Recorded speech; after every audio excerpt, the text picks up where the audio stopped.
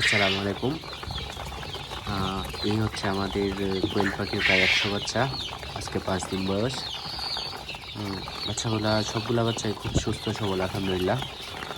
আ আমাদের জায়গা সীমিত, তাছাড়া আমাদের রাখারও কোনো উদ্দেশ্য নেই।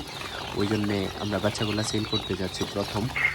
আ উম ১ম আলহামদুলিল্লাহ এটা হচ্ছে আমাদের ১ম ফেসবুকের আ ট্যাগ পোস্ট। আমাদের ১ম সেল হচ্ছে বাচ্চা। যদি কোনো আগ্রহী নিতে চান, আমাদের কাছ থেকে এই বাচ্চাগুলা কালেক্ট করতে পারেন। মাত্র ১০০ বাচ্চা। আ আমাদের লোকেশন হচ্ছে পাকুন্দিয়া, কিশোরগঞ্জ।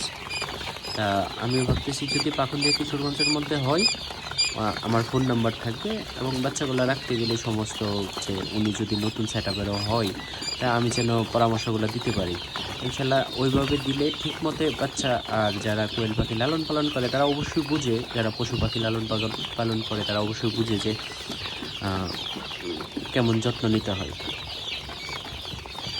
ইনশাআল্লাহ বলে দেবো, বলে দিলে আপনিও বুঝবেন। একটা বাচ্চাও মারা যাবে না।